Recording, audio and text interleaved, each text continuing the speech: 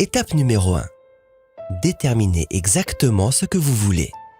Fixez vos buts et vos objectifs par vous-même ou asseyez-vous avec votre patron pour en discuter avec lui, jusqu'à ce que vous sachiez clairement ce qu'on attend de vous et quel est l'ordre prioritaire à respecter.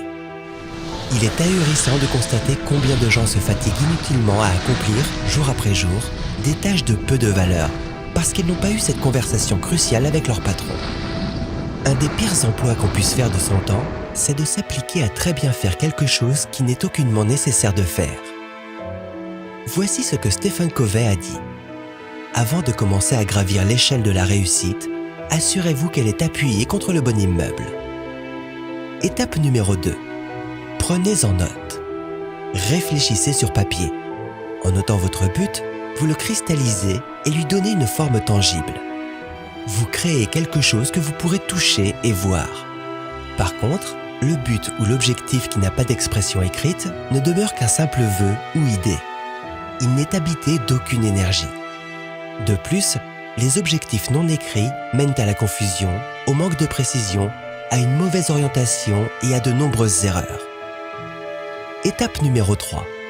Fixez une échéance à votre but. Sans échéance, le but ou la décision est dénuée d'urgence.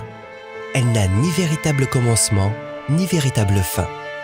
Sans vous être fixé d'échéance précise, accompagnée de l'attribution ou de l'acceptation de responsabilités spécifiques la concernant, vous vous adonnerez tout naturellement à la procrastination et n'accomplirez pas grand-chose. Étape numéro 4. Dressez la liste de tout ce qui vous vient à l'esprit et que vous devrez faire pour atteindre votre but.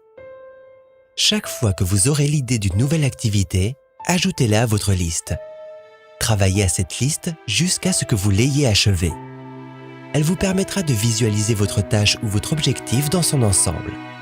Elle vous fournira une piste sur laquelle courir. Elle augmentera considérablement vos chances d'atteindre le but tel que vous l'aurez défini, et cela dans les délais prescrits. Étape numéro 5. Faites-vous un plan d'action à partir de la liste. Organisez votre liste en ordre prioritaire et séquentiel. Prenez quelques minutes pour décider de ce que vous devez faire en premier et de ce qui peut attendre à plus tard. Décidez de ce qui doit être fait avant autre chose et de ce qui doit être fait par la suite. Mieux encore, faites-vous un plan visuel sous la forme d'une série de boîtes et de cercles que vous tracerez sur une feuille de papier.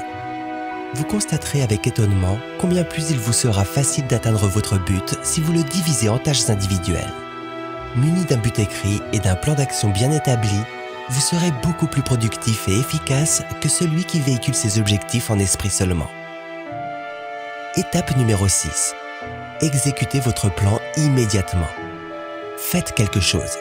Faites n'importe quoi. Le plan moyen qu'on exécute vivement vaut beaucoup mieux que le plan génial qui demeure totalement inexécuté. Pour connaître une réussite quelconque, il est primordial que vous passiez à l'action.